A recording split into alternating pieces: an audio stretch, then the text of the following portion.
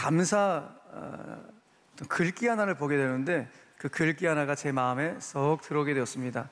누군지 모르지만 이분이 감사는 이런 거라고 말하고 있더라고요. 감사는 누구도 다치지 않고 걸어가는 꽃길이다 라는 이 표현을 보게 되었습니다. 감사는 어느 누구도 다치지 않고 걸어가는 꽃길이다. 그러니까 감사를 하면 내가 속한 가정과 공동체, 삶의 자리에서 누군가의 마음을 상하게 하거나 다치게 하는 일이 없이 함께 걸어가는 아름다운 꽃길일 수 있다. 그래서 감사라는 언어가 참 중요한 것 같다라는 어느 누군가의 표현인 것 같습니다. 참 공감이 되어지는 표현이 아닐 수 없습니다. 사랑하는 성도 여러분, 저는 바라기는 저와 여러분들의 감사의 언어 때문에 우리의 삶의 자리가 어느 누구도 마음 상하지 않고 다치지 않을 수 있는 그런 꽃길이 되기를 주 예수 그리스도의 이름으로 간절히 축원합니다. 2025년 여러분들 올 한 해는 어떤 삶의 여정이셨습니까? 뭐 어디 기쁘고 감사한 일만 있으셨겠습니까? 지금도 우리 중에는 마치 벼랑 끝에 선 듯한 위태로운 시간들을 보내고 있는 우리 성도님들도 계시고, 또 어떤 분은 마치 어두운 곳에 갇혀있는 듯한 그런 답답한 세월을 좀 견디고 있는 그런 성도님들도 계시고 있는 줄 압니다. 그렇기 때문에 그런 성도님들에게 아이고 올 한 해 감사한 일들 많으셨죠? 라고 제가 이렇게 말하기가 참 죄송스럽습니다. 오히려 그렇게 말하면 그분들의 마음에 상처를 덧입힌 것 같아서 그렇게 말하기가 참 조심스러운 그런 삶의 모습을 보기도 합니다. 그럼에도 불구하고 오늘이 추수감사주일이기 때문에 오늘 감사하자고 말씀을 드려야 되는데, 그래서 오늘 감사의 메시지를 전하기 전에 그런 삶의 여정, 위태로운 순간들, 답답한 세월을 보내고 있는 성도님들 계시다면 정말 기도합니다. 먼저 기도하기는 우리 주님께서 우리 그런 성도님들 정말 당신의 포근한 사랑의 손길로 꽉 안아주시길 바라고 다시 일어설 수 있도록 새 힘과 새 능력을 공급해 주시기를 주 예수 그리스도의 이름으로 간절히 축원합니다.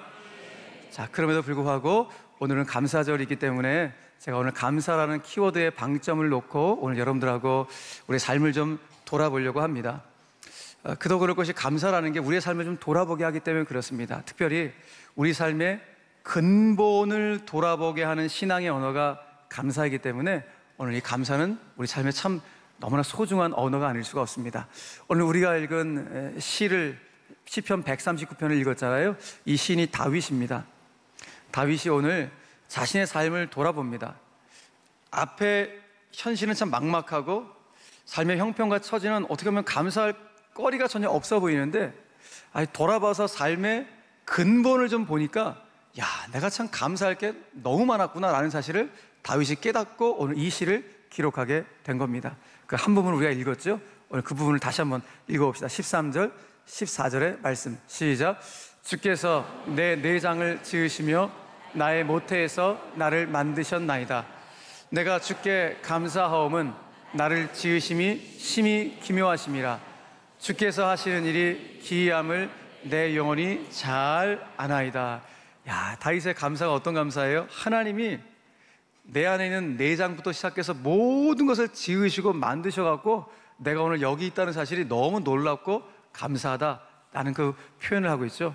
한 걸음 더 나아가서 다윗은 무엇에 놀라고 무엇에 감사하는가 하면, 아니 내 형질제차가 이루어지기 전에도 하나님이 나를 아셨다는 사실, 내 형질 자체가 이루어지기 전부터, 내 인생이 시작되기 전부터 하나님이 나를 아시고 내 이름을 당신의 책에 기록해 놓으셨다는 사실을 알고, 이것이 너무 경탄스럽고 너무 놀랍고 너무 감사한 일이라고 고백을 하게 되었던 것입니다. 자, 우리가 읽은 본문 다시 한번 읽어볼까요? 16절, 17절 말씀을 다시 시작. 내 형질이 이루어지기 전에 주의 눈이 보셨으며 나를 위하여 정한 날이 하루도 되기 전에 주의 책에 다 기록이 되었나이다. 하나님이여, 주의 생각이 내게 어찌 그리 보배로우신지요, 그 수가 어찌 그리 많은지요. 그러니까 다윗의 이 감사의 핵심 포인트가 무엇입니까? 다윗은 일단 기본적으로 하나님이 내 내장부터 시작해서 모든 것을 지으시고 만드셔갖고 내가 지금 이 자리에 있구나, 특별히 내 형질이 이루어지기 전부터 하나님이 나를 아시고 내 이름조차도 하나님의 책에 이미 다 기록해 두셨구나, 나는 사실 앞에 너무너무 놀라워 감사하고 있는 것이죠. 한마디로 말해서 내가 하나님의 것이구나, 내가 철저히 주님의 것이구나, 나는 이 믿음을 가지고 오늘 이 시를 기록하고 있는데, 오늘 다윗에게 바로 이 믿음이 있었기 때문에 기가 막힌 고백을 이 시편 안에서 하게 됩니다. 읽진 않았지만 7절 이하의 다윗의 고백인데 한번 보시겠어요? 다윗이 이런 고백합니다. 내가 주의 영을 떠나 어디로 가며 주의 앞에서 어디로 피하리이까? 내가 하늘에 올라갈지라도 거기 계시며 수월에 내 자리를 펼지라도 거기 계시니이다. 내가 새벽 날개를 치며 바다 끝에 가서 거주할지라도 거기서도 주의 손이 나를 인도하시며 주의 오른손이 나를 붙드시리로다. 할렐루야. 여러분처럼 오늘 다윗의 이 믿음이 저 여러분들 가운데 그대로 이식되어지길 간절히 축원합니다. 어떤 믿음? 나는 철저히 주님의 것이라는 믿음. 그 믿음이 있기 때문에 내가 어떤 자리 가서 어떤 일을 할지라도 하나님 나를 붙잡으시고 내 인생을 섬세하게 인도해 주실 것이라는 바로 이 믿음을 우리가 소유해야 되는 것입니다. 바로 이 믿음이야말로 다윗의 인생을 롱런하게 만들었던 것이고, 우리가 이 믿음을 소유하게 될 때 우리의 인생도 하나님의 은혜의 날개 아래서 롱런하는 인생을 살게 될 줄을 믿으시길 바랍니다. 특별히 다윗은 하나님이 내 내장부터 모든 것을 다 짜맞추셔서 나를 지으시고 만드셨다는 고백하는데, 하나님 우리를 어떻게 만드셨다는 거예요? 당신의 손으로 직접 당신의 솜씨로 우리를 작품으로 만드셨다는 겁니다. 여러분, 누가 뭐래도 저와 여러분들은 이 땅에 저마다 조금씩 다른 하나님의 작품으로 여기에 존재하고 있다는 사실, 우리 삶의 근본이 바로 하나님의 작품이라는 사실을 알게 될 때 우리 안에서 감사가 터져나오게 되는 것이죠. 여러분, 그러므로 우리 인생의 본질적인 행복은 어디서부터 출발하는가? 다른 거 아닙니다. 하나님의 작품으로서 그저 자기답게 사는 것으로부터 나의 행복은 출발하게 되는 것입니다. 나답게 사는 것. 근데 우리는 나답게 살지 못하고 누군가와 비교하며 살아갈 때가 너무 많습니다. 자꾸 누군가와 비교해서 내가 하나님의 작품인데, 나는 유일한 only one 하나님의 유일한 작품인데 자꾸 누군가 비교함을 알미암아 그 작품을 스스로 손상시키며 살 때가 얼마나 많은지 모릅니다. 정호승 시인은 이 비교와 관련하여서 이런 문구를 남겼는데 참 이것도 공감이 되는 문구가 아닐 수가 없습니다. 그러나 이런 말을 합니다. 남들과의 비교는 자신의 삶을 고단한 전시적 인생으로 바꿔버린다. 그도 그럴 것이, 비교는 행복의 기준을 내 안에 찾는 대신에 타인의 눈에 맡겨버리는 행위가 비교이기 때문에 그렇습니다. 그 결과 어떤 삶이 펼쳐집니까? 그 삶을 내가 누리는 것이 아니라 자꾸 남에게 보여줘야 하는 고단한 전시적 인생으로 살아가게 되는 것입니다. 내가 온전히 내 삶을 누리지 못하고 자꾸 누군가한테 나 이렇게 살고 있어, 이렇게 살고 있어, 마치 마네킹에게 옷을 이거 입혔다가 저거 입혔다가 그럼 쇼 인도에 사람들이 자꾸 보게끔 하는 그런 전시적 인생을 살아가다 보니까 우리 삶이 얼마나 고단하고 피곤한지 모릅니다. 여러분, 우리 누군가한테 보여주라고 사는 삶이 아니라 우리는 하나님의 작품으로서 나답게 자기답게 인생을 살아가게 될 때 거기서부터 우리의 행복은 출발하는 줄로 여러분 믿으시길 바랍니다. 그러므로 우리는 기억해야 돼요. 비교가 없는 자리에만 감사가 남습니다. 비교가 자리 잡은 내 마음에는 끝없는 불평, 끝없는 원망이 자리 잡게 됩니다. 비교가 작동되는 그 순간 오늘까지 감사했던 우리 집안의 식탁이 그냥 밥 한 공기에 김치찌개만 먹어도 그렇게 감사했던 그 우리 집 식탁이 남의 집안과 비교하는 그 순간 가장 초라한 밥상이 되어버립니다.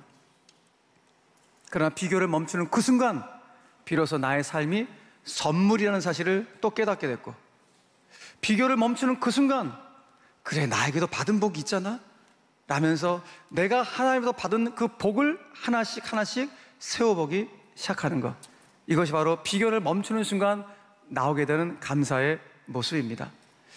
이 찬송 가사 여러분 잘 아시잖아요. 받은 복을 세워보라고, 받은 복을 세워보라고. 그 찬송 가사가 이렇거든요. 세상 모든 풍파 너를 흔들어 약한 마음 낙심하게 될 때에 너희들 가운데 내려주신 주의 복을 한번 세워봐라. 주의 크신 복을 네가 알리라. 받은 복을 세워봐라. 크신 복을 내가 알리라. 받은 복을 세워봐라. 주의 크신 복을 내가 알리라. 이 찬송 너무 좋은 찬송이잖아요. 근데 이 찬송을 못 부르는 분들이 있습니다. 어떤 분들이 못 부르는가? 비교 의식에 휩싸여 있는 분들은 이 찬송 부르기를 꺼려합니다.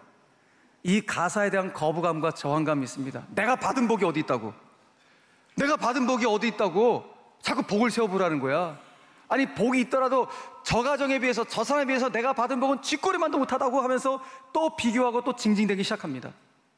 이런 표현 써서 죄송한데, 징징거린다는 표현 잘 아시죠? 한근태라는 작가가 쓴 고수의 일침이라는 책의 89페이지에 보니까 이런 구절들이 쫙 나오는데, 제가 참 이것도 공감이 되어졌습니다. 이 사람이 이런 말을 해요.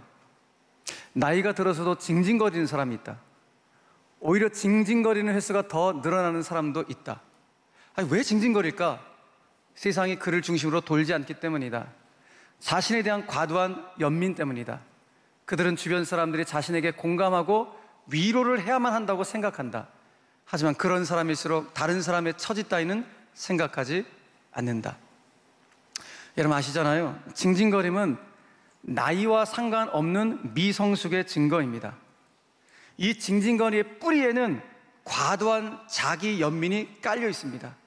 나는 억울하다, 나는 힘들다, 자꾸 자기 감정에 매몰되어서 주변 사람들이 나를 위로해주고 공감해주는 것을 당연한 권리라고 요구를 하기 시작합니다. 그런데 그렇게 요구하는 사람일수록 오히려 다른 사람의 처지에는 무심한 케이스가 많다는 것이겠죠. 그러므로 징징거림과 감사에는 어마어마한 차이가 있습니다. 한번 이거 제가 비교해 봤는데 이렇게 비교할 수 있을 것 같습니다. 징징거림은 자기 연민에서 시작되고 감사는 하나님의 은혜에서 시작됩니다. 징징거림은 그래서 미성숙의 언어고 감사는 성숙의 언어입니다. 징징거림은 자꾸 나를 가두지만 감사는 나를 풀어줍니다. 징징거림은 타인에게 무심하게 만들지만 감사는 타인을 내 가슴속으로 품게 만듭니다. 징징거림은 어린아이의 습관이지만 감사는 성숙한 사람의 고백입니다. 징징거림은 내 마음을 자꾸 어둡게 만들지만 감사는 내 마음을 밝게 합니다. 징징거림은 현실을 자꾸 원망하게 하지만 감사는 현실 속에서도 은혜를 보게 합니다라는 것입니다. 여러분, 저는 그래서 오늘 우리 성도들 가운데 혹 우울감에 또 무기력감에 또 징징거림이 습관인 분들 가운데 그런 분들이 계시다면 오늘 제가 여러분들 가운데 이 말씀 세 가지를 좀 권면해 드리고 싶습니다. 이거 여긴 저도 포함되는 거, 우리 모두가 다 포함되는 건데, 첫 번째는 그럼에도 불구하고 반드시 받은 복을 세워보는 습관을 가지셔야 한다는 것입니다. 내가 받은 복 분명히 있는데 이 복을 세워보지 않고 자꾸 불평과 원망을 먼저 생각하는 우리 어리석음들을 내다버리셔야 합니다. 첫 번째는 그럼에도 불구하고 받은 복을 세워봐라. 두 번째, 아무튼 의지적으로도 감사를 해보시라는 것입니다. 세 번째, 그 감사를 계속 축적해 가시라고 오늘 권면의 말씀을 드립니다. 이 세 가지는 너무나 우리 신앙에서 중요합니다. 우리 교회 인터넷 홈페이지에 넘버스 1428 민수기 14장 28절을 토대로 해서 우리 간증 게시판을 만들었죠. 여러 가지 삶의 간증들, 감사의 고백들을 우리 성도님들께서 1428개의 간증을 다 올리셨습니다. 이제 마감을 했습니다. 그 1428개의 간증은 마치 하나님 나라의 지편전처럼 아름다운 정말 실록들이 쫙 기록되어 있는 너무너무 아름다운 삶의 향기들의 글들이 아닐 수가 없었습니다. 그 글 중에서 우리 교회 이정선 집사님의 간증을 제가 보고 너무 기분이 좋았습니다. 이분의 그들 한번 읽어드리겠습니다. 얼마 전 토요일 저녁에 5살 된 딸이 집에서 이렇게 점프를 팍 하다가 왼쪽 팔이 부러지게 되었습니다. 저녁을 준비하던 중에 그냥 쿵 소리가 나다 보니까 놀라갖고 아이 방으로 들어갔는데 아이의 팔이 퉁퉁 붓게 되었습니다. 그런데 모양이 너무 이상해서 이거 뭐지? 어긋난 그 팔 모양을 보고 심각하다 싶어갖고 응급실에 데리고 갔습니다. 아니나 다를까 바로 팔이 이제 골절되었다는 진단을 받게 되었습니다. 아이가 뼈를 맞추는 이 과정 속에서 얼마나 고통스러웠을까요? 너무 고통스러워서 막 울부짖는 거예요. 근데 그 모습을 본 엄마는 더 마음이 아프죠. 특별히 본인이 내가 내 자녀를 잘 돌보지 못했다는 자책감이 너무 커갖고 더 크게 울부짖으며 우셨다고 합니다. 그러니까 엄마가 할 수 있는 것은 기도밖에 없으니까 할 수 있는 것이 기도밖에 없어갖고 하나님 하는데 눈물이 막 쏟아지라는 거예요. 이렇게 아이를 위해서 하나님 우리 딸 뼈 잘 붙여지게 해주세요라고 기도를 하신 이후에 그 글에 집사님 이런 표현을 합니다. 억지로라도 감사의 제목을 떠올리려고 하셨다는 것입니다. 그래, 팔 하나만 다쳤지 다른 팔은 안 다쳤잖아, 다리도 안 다쳤잖아. 이렇게 의지적으로 감사를 찾으셨다고 합니다. 놀랍게도 다음날 딸이 엄마한테 달려와서 이렇게 말을 하는 거예요. 엄마, 나 다른 팔을 안 다쳤잖아, 나 다리도 안 다쳤잖아, 얼굴도 안 다쳤잖아, 나 다리 다쳤으면 유치원에 못 갈 뻔했는데 유치원에 갈 수 있잖아 라면서 아이가 도리 엄마한테 감사의 고백을 하는 것입니다. 그러니까 그 아이의 이야기를 들으면서 엄마가 이 심령 깊은 곳에서부터 북받쳐오르는 감사가 터져나왔다는 거예요. 그래서 아이 앞에서 야, 맞다, 정말 얼굴 안 다쳤네, 다리도 안 다쳤네, 하나님이 안 다치게 도와주셨네, 너무 감사하다 하면서 아이와 함께 감사의 고백을 드렸다는 짤막한 간증의 내용입니다. 저는 이 간증을 읽으면서 참 마음이 흐뭇하면서 감동이 되었습니다. 사실 이런 순간이 되면 충동적으로 불평이 나오거든요. 갑작스럽게 막 원망 나오고 징징거릴 수 있거든요. 그래서 이 모든 것들을 막아내고 우리 이 집사님께서 의지적으로 감사를 찾으셨다, 억지로 감사의 제목을 찾으셨다는 그 대목에서 너무 깊은 공감과 감사가 되었습니다. 이정선 집사님뿐만 아니라 우리 교회 성도님들이 그 은혜 간증 게시판에 올려드린 글들을 쭉 읽다 보면은 야, 난 진짜 행복한 목사다. 왜? 이렇게도 의지적으로 감사를 선택하는 성도들이 이렇게 많구나 라는 것을 보게 되었기 때문입니다. 그래서 제가 그 수많은 감사의 그 제목들, 감사의 제목 뭡니까? 문장의 제목들을 보면서 다 실을 수는 없지만 오늘 여러분들 가운데 몇 가지 그냥 최근에 있었던 그 제목들만 제가 나열학 여러분들 가운데 좀 정리해서 보여드리도록 하겠습니다. 어떤 우리 성도들 가운데 감사가 있었는지. 첫 번째, 예수님을 믿을 수 있어서 감사하다. 수원제일교회 등록하게 하심에 감사하다. 하나님의 교회를 통해 누군가를 섬길 수 있음에 감사하다. 어려운 상황이 있지만은 그래도 말씀 의지하며 살게 하심에 감사하다. 당연한 줄 알았던 일상의 삶이 이렇게도 기적임을 알게 하심에 감사하다. 너무 미워하고 싫었던 사람이 있었는데, 용납하기 어려웠던 사람이 있었는데 그 사람을 마음으로 받아들일 수 있게 하심에 감사하다. 제자 훈련도 받고 사역 훈련도 받고 마도와이즈 훈련도 받게 하심에 감사하다. 그 훈련을 통해서 신실한 동역자 만나게 하심에 너무 감사하다. 이번 피택자 교육을 통해서 직분의 소중함을 알게 하심에 감사하다. 이번 행복제를 통해서 태신자가 예수님 영접하심에 너무 감사하다.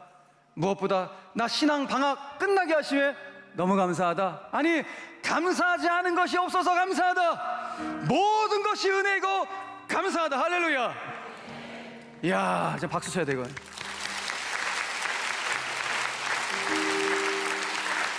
이게 바로 여러분들의 감사의 내용들이었습니다. 그 내용들 제가 정리해 드린 것뿐입니다. 너무너무 귀하죠 여러분. 모든 게 감사하대요.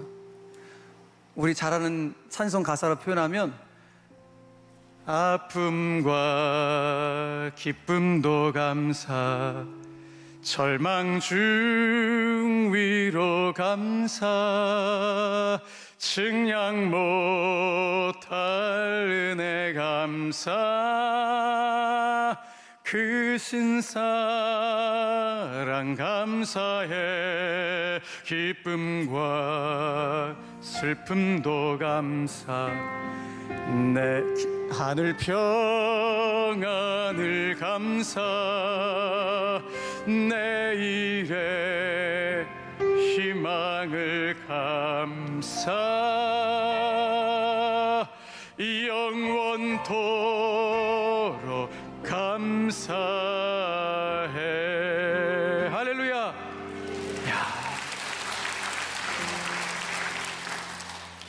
다 감사하대요 우리 성도님들이. 다 감사하다고 고백하는 그 감사의 고백을 보면서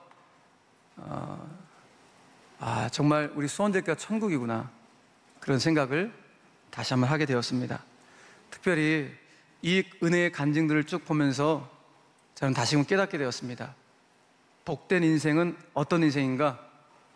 고마움을 아는 인생이 복된 인생이다. 개인적으로 저는 목회자로서 이렇게 고마움을 아는 많은 성도들과 함께 믿음의 길을 걸을 수 있어서 나는 참 행복한 목회자구나 라는 사실을 다시금 깨닫게 되었습니다. 사랑하는 성도 여러분, 참 고맙습니다. 특별히 교회의 여러 가지 부족한 시설에도 불구하고 죄송합니다, 징징거리지 않으시고 기도해 주셔서 감사합니다.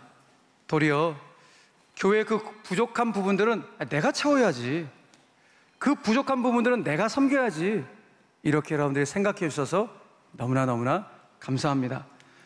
확신하기는 저 여러분들 이와 같은 생각들이 쌓여가게 될 때 정말 하나님의 교회는 아름답고 견고하게 세워져 갈 뿐만 아니라 저 여러분들의 삶과 신앙도 더욱 품격 있고 깊어지게 될 줄로 믿습니다. 사랑하는 여러분, 우리 의지적으로라도 감사를 선택합시다. 억지로라도 받은 복을 하나씩 세워봅시다. 분명한 사실, 그 축적된 감사가 기적을 낳게 할 겁니다. 축적이라는 단어 잘 아시잖아요. 여러분, 이 축적이라는 단어는 단순한 반복이 아닙니다. 이거는 방향이 있는 반복이고 목적의식이 있는 반복입니다. 여러분, 방향이 분명하지 않은 반복은 낭비죠. 내가 뭐 때문에 반복하지? 이건 낭비하는 겁니다. 그러나 분명한 방향이 있고 분명한 목적이 있는 반복은 나를 성장시키게 만드는 것입니다. 눈부신 변화라는 말을 우리 많이 듣습니다. 그 눈부신 변화는 한순간의 번뜩임이 아니라 그 뒤에 있는 보이지 않는 꾸준함이 누적되고 축적된 모습인 것입니다. 물은 99도에서 끓지 않습니다. 그러나 1도만 더 가면 눈부신 변화, 물이 끓어가게 됩니다. 축적의 과정도 이와 비슷합니다. 처음에는 오랜 시간 아무 변화도 안 보이는 것처럼 보이다가 어느 순간 극적인 반전이 보이기 시작합니다. 그런데 사람들은 그 극적인 반전만 보고 야, 저거 기적이다 라고 말을 합니다. 그러나 그 기적 이면에 그 이전까지 묵묵히 쌓아올린 99도의 축적의 시간이 있었기 때문에 그 기적이 나타나게 된 것입니다. 축적된 감사도 이와 같습니다. 축적된 감사 또한 어느 날 반드시 기적을 낳게 될 것이고 우리 인생의 눈부신 변화의 날, 새로운 삶의 역사들을 쓰게 될 것입니다. 사랑하는 여러분, 우리 의지적으로 감사를 쌓아갑시다. 억지로라도 받은 복을 세워봅시다. 그렇게 될 때 하나님 여러분들의 삶을 통하여서 기적을 보여주실 것이며 우리가 그렇게 소망하는 내 인생의 눈부신 새로운 날을 맞이하게 될 것입니다. 이 은혜가 오늘 이 자리에 참석한 우리 모든 성도들의 삶의 자리 가운데 그대로 펼쳐지게 되기를 주 예수 그리스도의 이름으로 간절히 축원합니다. 축원합니다.